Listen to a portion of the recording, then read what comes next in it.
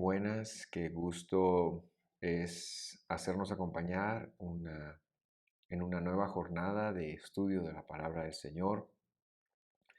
Quiero felicitarle por dedicar un tiempo a estudiar las Escrituras.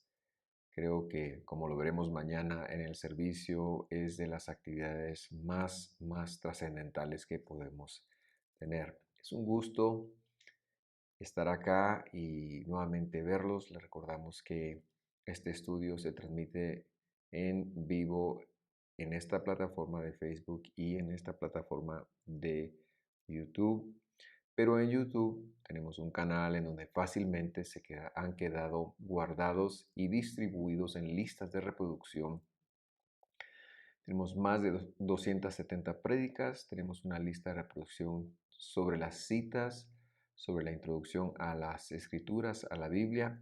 Y bueno, hemos empezado a trabajar algo porque queremos dejar y aportar un poquito de lo que Dios nos ha dado. Vamos a empezar con una oración pidiendo la revelación de nuestro Dios para que esta noche podamos, o esta tarde, o en el momento donde usted lo esté viendo, podamos conectar lo que Dios tiene para nosotros. Padre, gracias por tu fidelidad, gracias por tu amor. Venimos delante de ti a pedir tu guía, tu directriz, tu revelación. Abre la escritura para este servidor y para cada uno de los que en algún momento vayan a ver este video. En el nombre de Jesús pedimos amén y amén. Muy bien, vamos a empezar con un resumen de los versículos 13 y 14, en donde vimos cómo Dios disminuyó su honra y nos redimió de estar desconectados de su instrucción, de su Torá. También hablábamos un poquito acerca de que la palabra bendición tiene como propósito la injerción o la adopción. Y así pues hemos estado viendo estos dos versículos. Hoy continuamos, pero antes de continuar, quiero hacer dos recordatorios de estudios anteriores porque creo que hoy vamos a tocar este tema. Número uno, ¿qué es lo que significa recibir el Espíritu? El Ruach HaKodesh, como se dice en hebreo. Número uno, según las Escrituras, ¿verdad? No según lo que se pueda plantear cualquier persona o la emoción o las sensaciones que pueda tener cualquier persona. Recibir el Espíritu, según las Escrituras, es número uno, recibir la circuncisión del corazón. Número dos, morir al señorío o práctica del pecado. Número tres, recibir la vida nueva, o sea, la resurrección como el punto de partida a una vida incorruptible. Número cuatro, la mente del Mesías, por eso se le llama nueva vida. Ser redarguidos ahora cuando en algún momento se peca. Y heredar el nuevo hombre, la nueva creación. Ese es el primer concepto que debiéramos de tener en mente porque la promesa del Espíritu que Pablo ha venido hablando pues, está ligada a entender qué dice la Escritura que va a ser y es precisamente lo que hemos visto en el estudio 13, le recuerdo, cuando leímos Colosenses. Ahora, el otro concepto que quiero recordarle es que Pablo está o ha estado desvirtuando el tema de que la observancia de los procedimientos de la instrucción del Señor, que son buenos, pueda generar algún mérito.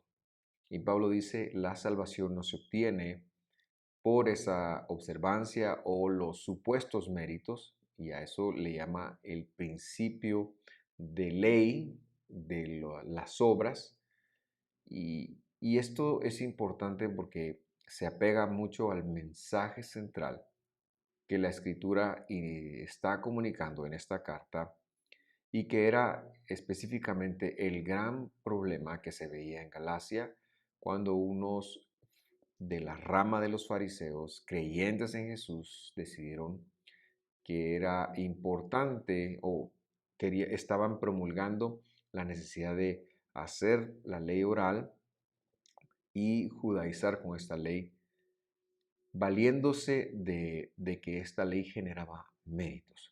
Con esto en mente, vamos entonces a empezar.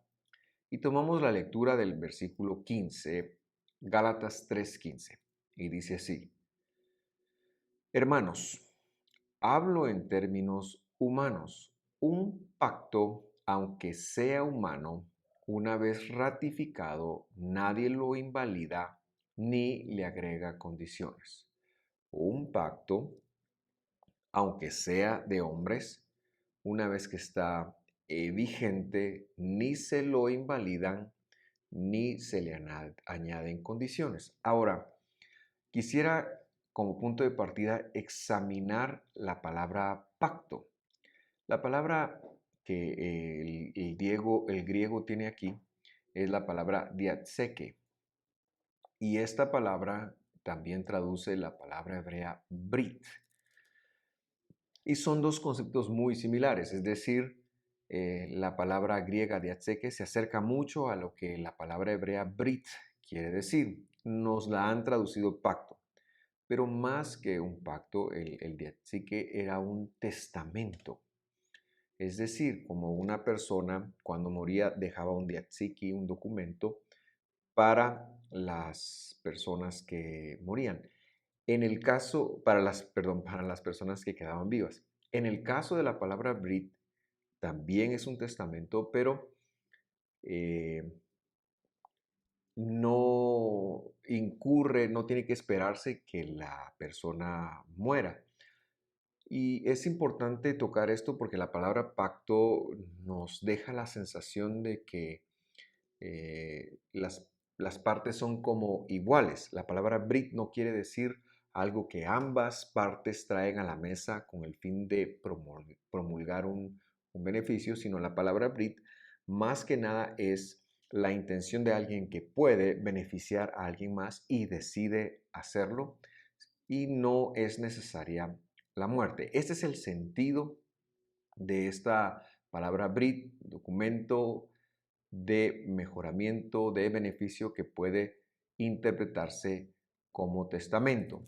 Entonces Pablo está diciendo que cuando se hace un testamento, aunque sea humano, aunque esta vez es divino, al entrar en validez, que la venida del Señor Jesús le da validez a estos pactos, nadie lo invalida, nadie, ni le añade ni le quita. Por eso no va el hecho de querer estar eh, incluyendo méritos. Es decir, Dios decidió beneficiar a Abraham y punto. Lo que Abraham hiciera después de eso no era, no le agregaba ni nada, ¿verdad? Entonces es importante entender que nadie lo puede venir a cambiar, y podemos hacer una deducción. La palabra pacto entonces es una promesa, o la palabra brit, que se traduce como pacto, es una promesa, pero es más correcto decirle, eh, testamento. Pablo entonces está ratificando que la obediencia a Dios en sus mandamientos no es que nos genere mérito alguno para salvación. Y aquí quiero hacer también un agregado. La escritura que Dios nos ha dejado con sus mandamientos, sus procedimientos, debemos también entender que al cumplirla, eso será de bendición para nosotros, porque Dios no dejará sin recompensa a quien lo haga. Y entonces los mandamientos son buenos. El que siembra va a cosechar, el que da va a recibir. Jamás hemos querido dejar la impresión de que es de otra forma. Lo que estamos asegurando es que no nos generan la salvación, ¿verdad? No es que se va a dar la salvación, y por ende el hacer los mandamientos no debe generar en nosotros un interés o una contabilidad nuestra de que si yo hago esto, Dios va a hacer o tiene que hacer esto, sino que es la justicia de Dios, en el sentido de que al haber recibido algo tan grande como su salvación por medio de su fidelidad, lo justo es que aunque yo no recibiera beneficio alguno, vivir dentro de los mandamientos. Con esto en mente vamos a ver algo del testamento que Dios le cortó a Abraham en el capítulo 15 de Génesis. No voy a leer la escritura para ahorrar tiempo, pero quiero recordarle que este capítulo 15 es donde la escritura enseña que y Abraham exhibió fidelidad y el Señor se la contó, la fidelidad de Dios, como justicia. Eventualmente Dios le pide a Abraham, entonces, después de una pregunta de Abraham, ¿cómo sabré que era esto?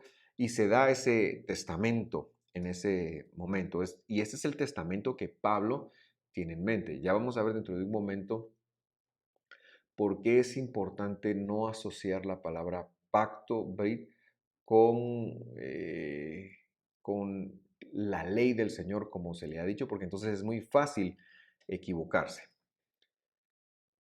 Pero también que sepamos que los pactos del Señor, los Brit del Señor, están contenidos en su instrucción, en su ley. Entonces, Dios le dice a Abraham en el capítulo 15 de Génesis, después de la pregunta de Abraham, ¿cómo sabré que esto va a ocurrir? Dios le dice que levante dos especies de altares y que sacrifique algunos animales. Y entonces esto se conoce como el pacto de las partes, ¿verdad?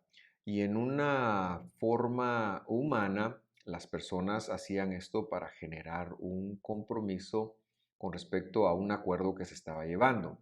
Y entonces ambas partes caminaban en forma de 8 o en forma del número infinito, si lo quiere ver así, alrededor de los altares donde estaban los animales. Dios le pide que ponga animales aptos, nada más. Ya hemos hablado un poquito también de lo de que es mejor decir aptos y no puros o impuros, ¿verdad? Y entonces, cuando Abraham se dispone a caminar, Dios lo duerme y la simbología es maravillosa. Y la única persona que pasa en medio como una humeante, dice, una luz humeante, es Dios. El único que pasa, porque Abraham está dormido, en medio de los altares, es Dios. Y con esto, Dios estaba diciendo que Abraham no iba a hacer absolutamente nada para heredar el testamento que Dios le daba acá. La reflexión maravillosa es que también ahí Dios establece que para poder cumplir su palabra, Él tenía que venir a la tierra, tomar forma de hombre y entregar su cuerpo a morir, con tal de que la promesa pudiera llevarse a cabo. Él tendría que poner su vida y maravillosamente cuando Abraham está dormido, cuando Dios hace caer sueño sobre Abraham, Dios está certificando esto. Claro, tenemos que estudiarlo, tenemos que saberlo, tenemos que entender el contexto, pero esto es lo que la figura pedagógica que Dios está empleando para que conectemos esas dos cosas. Número uno, Dios tendrá que venir a la tierra y entregar su vida para que el pacto de su fidelidad se cumpla. Y la otra cosa es que Dios iba a salvar sin mérito alguno. Y eso es lo que Pablo tiene en referencia cuando habla de que el pacto, una vez ratificado, una vez puesto, una vez entregado, nadie lo invalida ni le agregue, aunque fuera humano, aunque en esta vez no es humano, sino es un pacto de Dios. Entonces, sigamos ahora al versículo 16. Y mire lo que dice acá. Abraham a Abraham, perdón, fueron hechas las promesas y a su simiente, la simiente de Abraham. No dice y a las simientes como de muchos, sino como de uno y a tu simiente, la cual es el Mesías. Muy bien, entonces aquí es la prueba de lo que hemos dicho que la palabra zera, que es la que se traduce como semilla, es simiente, más que descendencia física, es una simiente espiritual. La promesa fue hecha a Abraham y a su simiente. Por eso es que su simiente, la cual es el Mesías, tendría que venir, incorporarse, su cuerpo, ser entregado. Las promesas, las promesas le fueron entregadas a Abraham. ¿Y cuáles son, en síntesis, las promesas? Cuando hacemos una lectura delicada del capítulo 12 y el capítulo 15 de Génesis, nos vamos a dar que podemos resumir las promesas en dos puntos. Número uno, tierra. Tierra. Ahora usted dirá, ¿qué tiene eso que ver conmigo que soy simiente? Porque ya hemos visto que somos injertados junto con el creyente Abraham, pero ¿qué tendrá que ver conmigo? Y yo digo muchísimo, porque si su esperanza está solamente en heredar tierra en el Medio Oriente, en el país que se llama Israel, usted estaría muy corto en cuanto a eso. ¿Por qué? Porque el Evangelio lo explica muy bien. En Hebreos capítulo 11, versículo 16, hablando de Abraham y Sara, la escritura dice, pero en realidad anhelan una, yo le puse entre paréntesis la palabra patria porque no está en el original, pero es bueno que usted sepa a qué se refiere. Se refiere porque se refiere precisamente a la promesa de la tierra. Pero en realidad anhelan una patria mejor, es decir, celestial, por lo cual Dios no se avergüenza de ser llamado Dios de ellos, pues les ha preparado una ciudad.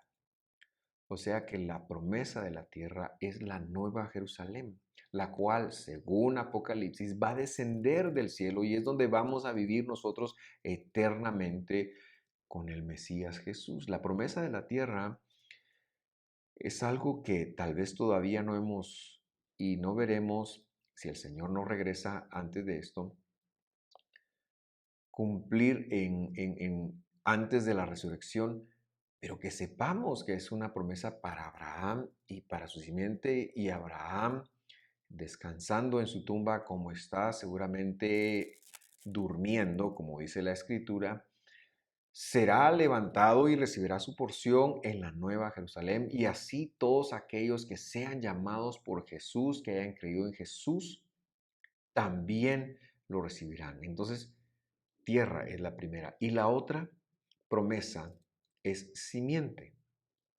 Simiente. O sea, y como dice ahí, la simiente se refería a Jesús, quien es el encargado de darnos la adopción en su cuerpo en la muerte. Cuando Él muriera, nos haría injertos de Él, seríamos sus hijos y por ende recibiríamos el Espíritu Santo.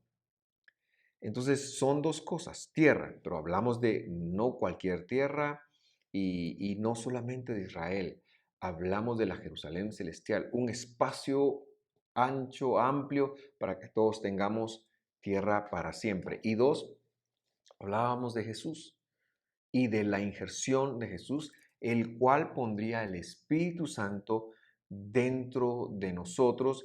Y le recuerdo que eso implicaría la circuncisión del corazón, morir al señorío del pecado, la vida nueva, la mente de Cristo y heredar el nuevo hombre. Entonces, muy importante que lo tengamos claro, porque todo esto está relacionado. Gálatas, como usted puede darse cuenta, es un compendio teológico muy profundo y por eso tenemos que ir con la mentalidad de las personas que recibieron esta carta y la mentalidad de quien la envió, que fue Pablo, un judío del primer siglo que pensaba en términos teológicos como judío y no en lo que se convirtió ya en el segundo siglo, en donde se interpretó exclusivamente con una mente griega, ¿verdad? Pero eso no es mi tema hoy y por eso le invito a seguir la lectura conmigo en el versículo 17 porque ahora va a entrar algo muy importante. Esto pues digo, dice el versículo 17, y yo le pongo entre paréntesis, como que fuera una conclusión. Es una conclusión. El pacto o juramento o promesa o testamento, que ahora estamos usando estas palabras como intercambiables, previamente ratificado por Dios para con el Mesías, la ley, la instrucción, la Torá, que vino 430 años más tarde, no lo abroga para invalidar la promesa. Este versículo es importante que lo entendamos, porque algunas personas han entendido este versículo como algo que le quita la autoridad a la ley del Señor. Pero lo que está diciendo es que Dios le dio una promesa a Abraham. 430 años después envió su Torá, su instrucción, lo que se ha traducido como ley. Y lo que Pablo está diciendo es que al dar la promesa y luego la instrucción que vino no la abroga, no lo quita, pero tampoco está diciendo que esta promesa lo quita. Lo que vino después con la instrucción es el empalme de los dos grandes asuntos que maneja la instrucción, que son las promesas, la promesa que le dio a Abraham y la instrucción que Dios reguló por medio de Moisés para que ahora éstas vivan juntas. Aquí nadie está hablando de que son mutuamente excluyentes, para nada. Está declarando que pueden existir. Por un lado, como digo, tenemos la promesa. La ley del Señor no lo abroga, pero tampoco el hecho de tener la promesa nos exime de vivir dentro de los mandamientos, de cumplir los mandamientos. Al contrario, lo que Pablo está diciendo, porque usted tiene que tener en mente que Pablo está hablando a un grupo de personas que les están cuestionando el hecho de la promesa. No les están cuestionando los mandamientos. Ellos viven dentro de los mandamientos o piensan que viven dentro de los mandamientos y que eso les genera méritos. Entonces lo que Pablo está señalando, porque ese es el ataque que hay, es que la promesa vino, Dios la dio, Abraham, el testamento, y que cuando apareció la ley, la instrucción del Señor, el hecho de que se sobredimensionaba como lo más grande y muy grande la ley del Señor, esto no lo venía a quitar, no lo venía a abrogar. Al contrario, venía a dar una mejor explicación. Por lo tanto, podemos inferir de este versículo que el que recibe la promesa ahora deberá de vivir dentro de los mandamientos. Pero el que vive dentro de los mandamientos no necesariamente está salvo si no ha recibido la promesa, porque la promesa es por fidelidad. Muchos de nosotros llegamos al Señor porque Él nos llamó y creímos en Jesucristo como nuestro Salvador y entonces recibimos la promesa. Pero tenemos que trabajar un poquito en llegar al entendimiento de que sus mandamientos ahora son nuestro manual de vida, son el recurso al cual nosotros deberíamos de conectar para entender cómo se circuncidó nuestro corazón y que podemos vivir en ellos. Pablo está corrigiendo nada más aquí en Gálatas esa idea farisea de que por vivir dentro de los mandamientos, esos daban mérito para que la promesa eh, se diera. No, la promesa es por la fidelidad de Dios y Él está desvirtuando esta herejía. Esto tiene mucho sentido con dos versículos que yo quiero compartir, o dos porciones, porque no son solamente dos versículos, son dos porciones que yo quiero compartir con usted. Mateo 5, 17. Palabras de su majestad, el Mesías, nuestro Dios, nuestro Salvador. Como usted quiera verlo, Él es Dios y estas palabras están sobre cualquier palabra de cualquier persona, incluso las que se escribieron en la Biblia. Jesús dice, no malinterpreten la razón por la cual he venido. Estoy leyendo la nueva traducción viviente. Leí una traducción un poquito más actual para que usted lo viera. No vine para abolir, quitar la ley, la instrucción de Moisés o los escritos de los profetas. Al contrario, vine para cumplir sus propósitos, sus asuntos. Podríamos leer y recordar que son dos: promesas y procedimientos. Versículo 18. Les digo la verdad, o amén les digo. Él está haciendo una referencia que va a interpretar lo que dice la ley. Hasta que desaparezcan el cielo y la tierra. Importante hacer una lectura y creerle a nuestro Salvador, creerle lo que está diciendo, hasta que desaparezcan el cielo y la tierra. Está hablando de que hasta que se acabe este sistema, el sistema que conocemos, hasta antes de su venida y probablemente después de su venida, pero es una forma para que nosotros conectemos que Él no lo vino a cambiar. Hasta que desaparezcan el cielo y la tierra, no desaparecerá ni el más mínimo detalle de la ley del Señor hasta que su propósito se cumpla. ¿Verdad? Hasta que su propósito se cumpla. No quiero entrar hasta cuándo es eso, pero ciertamente sí quiero decir que el tiempo no ha llegado. Y tampoco quiero entrar porque no es precisamente esto lo que se dijo, sino es una figura muy linda en donde se piensa que ni uno de los adornos siquiera de la letra más pequeña va a dejar de cumplirse. Eso es lo que Jesús estaba diciendo. Versículo 19. Miren lo que dice.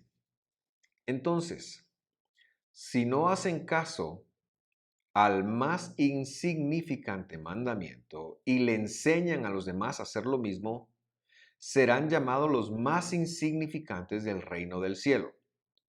Pero el que obedece las leyes de Dios, y Dios es Jesús, y las enseña, será llamado grande en el reino de los cielos. Estoy tratando de recordar que la salvación es por la promesa, por la fidelidad de Dios. Pero una vez salvos, Jesús está diciendo que si no obedecemos o hacemos el más insignificante mandamiento y lo enseñamos a los demás a no hacerlo, seremos llamados los más insignificantes o pequeños en el reino de los cielos. No sé qué quiere decir el más insignificante o pequeño, como traducen algunas versiones, en el reino de los cielos. No tengo claro. Lo que sí sé es que no se ve bien y yo no quiero ser parte de eso. Al contrario, el que obedece los mandamientos de Dios, los procedimientos de Dios, y las enseña, será llamado grande en el reino del cielo. Y yo creo que es una decisión que yo le invito a tomar a usted, porque a veces los mandamientos del Señor no son lo más popular, a veces ni con los propios hermanos creyentes, pero yo prefiero, y le invito a preferir, ser llamado grande en el reino de los cielos que en cualquier otra tribuna. La otra porción que quería compartir con usted se encuentra en la primera carta de Juan, capítulo 2, versículo 3, congruente con lo que hemos venido hablando. Podemos estar seguros de que conocemos a Dios si, es así, es condicional, obedecemos sus mandamientos. Por eso es necesario hacer énfasis de que somos salvos por la fidelidad, pero una vez somos salvos, nuestro papel es dedicarnos a conocer a Dios por medio de sus mandamientos. No como usted piensa que debe de conocer a Dios, sino por medio de las cualidades de Dios empezamos una vida nueva en la cual empezamos a quitar las trabas, las cosas que nos impiden acercarnos a Dios y tomamos sus características, que son sus mandamientos, sus procedimientos, y estos empezamos a poner en práctica y empezamos a conocer a Dios. Versículo 4. Si alguien afirma, yo conozco a Dios, de esos hay muchos, pero no obedece los mandamientos de Dios, es un mentiroso y no vive en la verdad. No quisiera yo ser parte de este grupo. El decir, sí, yo conozco a Dios porque oro mucho, porque voy acá, porque le sirvo. No, la forma de evidenciar que hay un conocimiento de Dios tiene que ver con la obediencia de sus mandamientos. De lo contrario, somos mentirosos y no vivimos en la verdad. Versículo 5. Pero los que obedecen, perdón, la palabra de Dios, demuestran verdaderamente cuánto lo aman. El amor a Dios se demuestra en la obediencia a su palabra.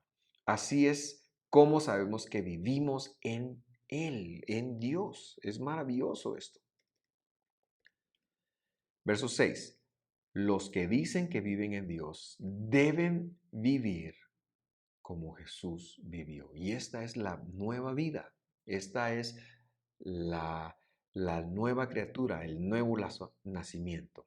Entonces, si hemos recibido la promesa del derramamiento del Espíritu Santo, es para que vivamos en los mandamientos. Para eso es más, mi querido hermano, que para sentir rico, para hablar en lenguas, aunque eso está muy bien, o para tener los carismas, los dones del Espíritu, o para llorar, o para sentir su presencia, pero más que eso, el derramamiento de la promesa lo evidenciamos por la vida en los mandamientos. Y Pablo entonces usa el versículo 17 para recalcar que no debemos de tener conflicto entre la vida del Espíritu y la gracia, o sea, la gracia y los mandamientos no están peleando. No es que si yo tomo la instrucción del Señor, estoy cayendo de la gracia para nada, porque no estamos poniendo el énfasis en ganar la salvación. La salvación lo tenemos. Así que no acepte la mentira de que al observar la instrucción de Dios, usted va a caer de la gracia. Eso es algo que se empezó a decir hace muchísimos años. Casi 150 años después del nacimiento de nuestro Señor, se empezó a ir por este camino y bueno, la primera iglesia, las primeras iglesias cristianas empezaron a edificar sobre estos cimientos antibíblicos. Pasaron más de 1800 años o 1500 años, perdón, llegó la reforma. La reforma de todas maneras no volvió al original, sino que se quedó con estos fundamentos, solo quitó ciertas cosas.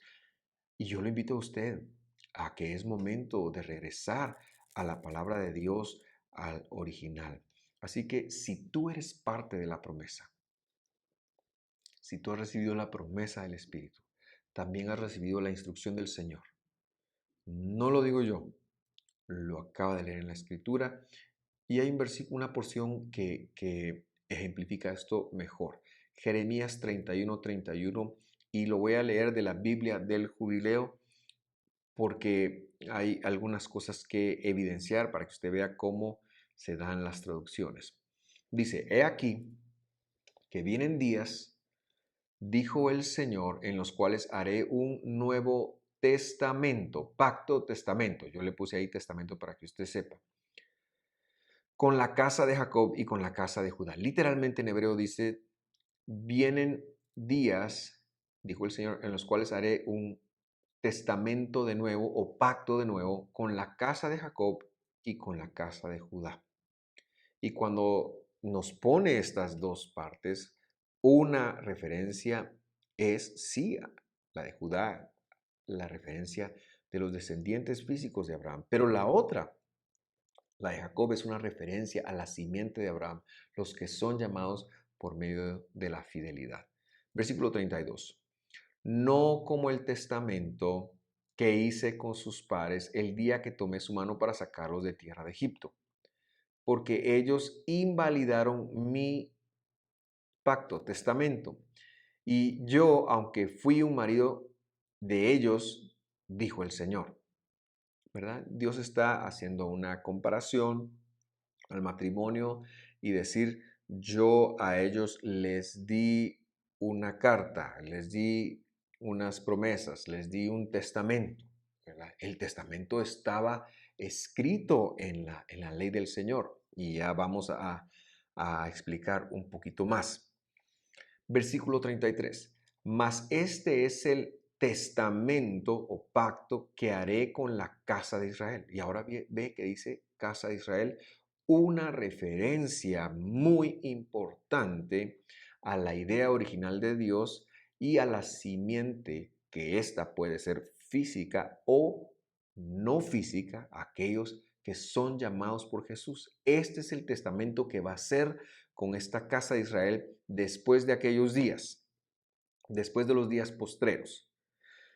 Dice en hebreo, después de aquellos días es los días postreros, y si agregamos aquí lo que dijo el profeta Joel en su capítulo 2, Pedro dice que después del Shavuot, después del Pentecostés, del año que Jesús murió, esos días son, y en esos días seguimos viviendo. Después de aquellos días, dijo el Señor, ponga atención, la parte más importante, dice, daré mi Torá. Daré o pondré, es quizás más exacto, mi ley, mi instrucción, mi Torá. Y luego ponen en sus almas. Me llama mucho la atención que esta traducción ponga en sus almas. Jamás dice ahí almas, sino dice entrañas, específicamente intestinos. La pregunta es, ¿por qué los intestinos? ¿De qué se encargan los intestinos en nuestro cuerpo? Pues de absorber. Y lo que Dios está diciendo, que el testamento de nuevo va a ser poner su instrucción, la instrucción de Dios, que hoy por hoy hemos de entender que se refiere desde el libro de Génesis hasta el libro de Apocalipsis como una unidad, como un mensaje, como algo concatenado, no como dos entes distintos, ¿verdad? Y por eso hay que tener mucho cuidado cuando hablamos del Nuevo Testamento y Antiguo Testamento cuando se refiere a la Biblia, porque eso genera una división. Aquí está diciendo que va a poner su instrucción dentro de las personas en un lugar donde ellos los puedan absorber. Y luego dice, y la escribiré, esta instrucción, esta Torah, en su corazón, en su corazón. La función del corazón es la función de la mente, es decir, entender. La promesa del pacto de nuevo, del Nuevo Testamento, es que Dios va a entregar su instrucción, su Torah, sus procedimientos, sus promesas, para que las podamos absorber y para que las podamos entender. De tal manera que, termina diciendo el versículo, seré yo a ellos por Dios y ellos me serán por pueblo. La promesa termina diciendo que al tener la instrucción dentro de nosotros y poder absorberla y poder entenderla, entonces Él va a ser nuestro Dios y nosotros le seremos por pueblo.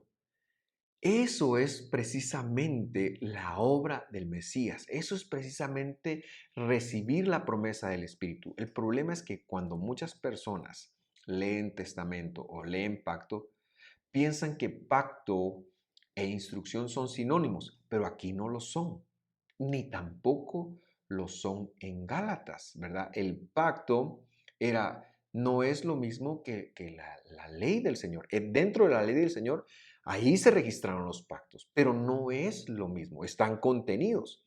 Pero la ley del Señor es mucho más amplia.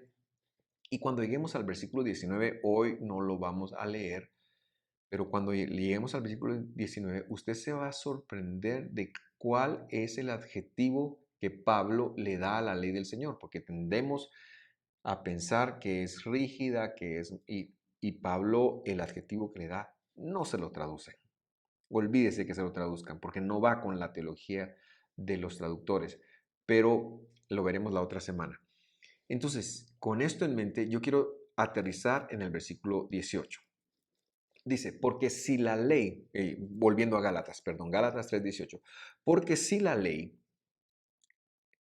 porque si por ley, ahí está hablando de cualquier ley o principio, ya no está hablando de la ley del Señor porque no tiene artículo, porque si por ley es la herencia, ya no es por promesa, porque Dios se la concedió a Abraham por medio de una promesa. Inferimos acá entonces que la promesa y la herencia son sinónimos también de testamento. Y nuevamente Pablo está desvirtuando que tenga que ser por méritos. Hacemos unas últimas conexiones y terminamos este estudio. Número 1. Pablo ha desvirtuado entonces que la obediencia a Dios por medio de su palabra obtenga méritos alguno para salvación. De eso se trata Gálatas.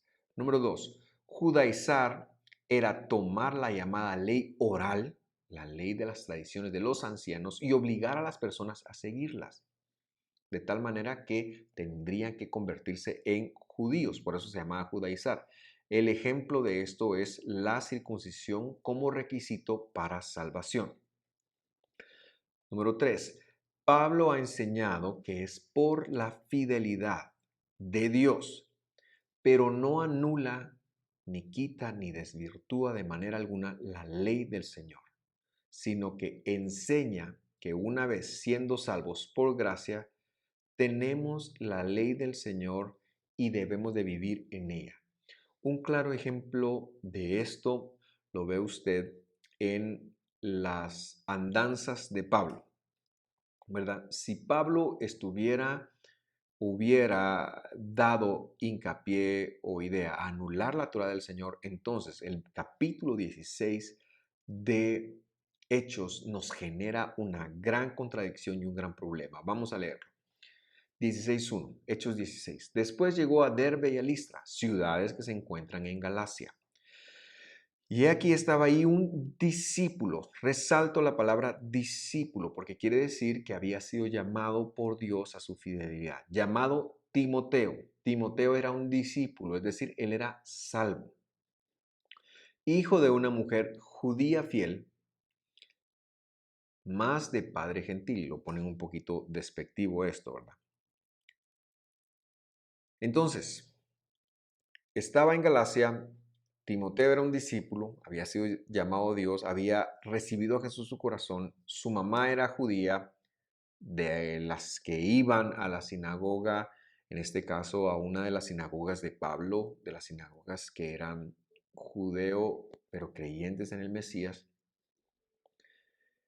Y de su padre solo dice que no es judío, no nos dice si asistía o si no asistía, pero pone que no asistía.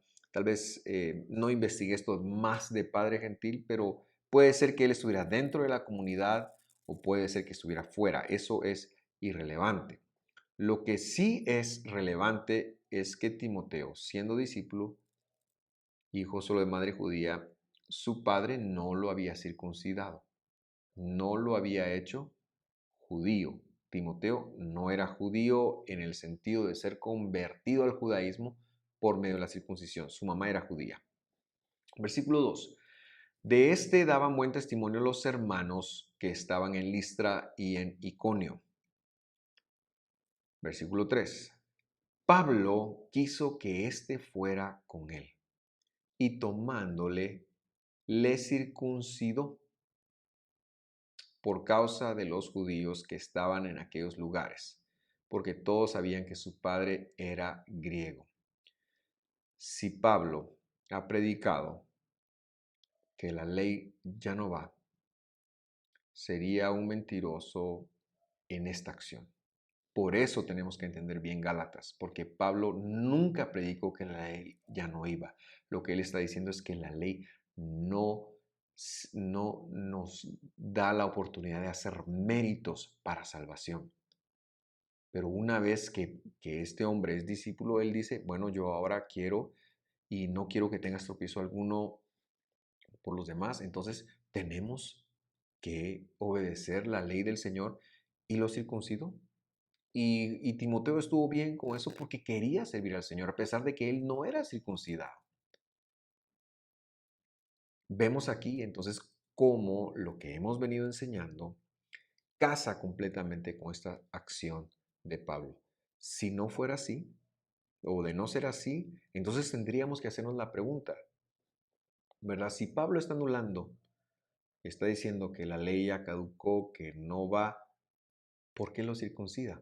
Pablo se estaría contradiciendo a sí mismo, pero Pablo no se está contradiciendo a sí mismo, sino que no lo hemos entendido porque no fuimos a Pablo con una mentalidad como la que él lo escribió o como la que los receptores, los pastores judíos en las iglesias antes mencionadas lo entendieron. Termino de leer el pasaje y con eso terminamos. Versículo 4. Y cuando pasaban por las ciudades, les daban que guardaran los decretos que habían sido determinados por los apóstoles y los ancianos que estaban en Jerusalén. ¿A cuáles se refiere? A los de Hechos 15, a los de Hechos capítulo 15. ¿Y cuáles eran esos decretos? Los decretos eran que los nuevos conversos, los que entraban, gentiles que entraban, cuando entraban ellos tenían que empezar con 3 mandamientos. El mandamiento de la inmoralidad sexual, de la idolatría y no recuerdo cuál es el otro, pero tenían que empezar con los 3 mandamientos de la pena de muerte y luego sábado a sábado irían aprendiendo en la lectura de la ley, que era la que se daba en las sinagogas, qué es lo que ellos eh, podrían o qué era vivir dentro de los principios de la comunidad que seguía al Mesías. Todo esto está explicado en los estudios de introducción a la Biblia de una manera más amplia y yo lo dejo a usted ahí. Y termino con el versículo 5. Así que las iglesias, las congregaciones, ¿verdad? Las congregaciones eran confirmadas en la fidelidad de Dios. ¿Cómo eran confirmadas en la fidelidad de Dios? Cuando los apóstoles enseñaban los decretos, a guardar los decretos, que eran empezar con 3 mandamientos principales y luego empezar a estudiar la ley de Moisés. Y dice que eran aumentados cada día. Es una bendición llegar hasta este momento. Si usted tiene alguna duda, por favor, escríbanos. Y de la misma manera, si usted tiene algún desacuerdo y quiere ponerlo ahí en los comentarios, estamos en el interés de enseñar, no estamos en el interés de pelear. Y si usted tiene de alguna manera algo que le lo incomodó, no lo deseche, investíguelo. La verdad, la verdad es necia. Y Dios está llenando la tierra de su conocimiento y esto no va para menos, esto va para más. Ore conmigo. Señor, gracias por tu palabra, gracias por tu fidelidad, gracias por tu gran amor. Gracias por Jesús, nuestro Redentor, por tus promesas y gracias por tu instrucción, la cual dejaste para que anduviéramos en ellas. Bendecimos tu nombre y yo te pido que bendigas a cada persona que nos ha visto y que nos verá. En el nombre de Jesús, amén. Le invito a estudiar, le invito a repasar estos estudios para ir teniendo una base de datos que pueda servirle. Un gran abrazo y nos vemos la próxima semana con el versículo 19.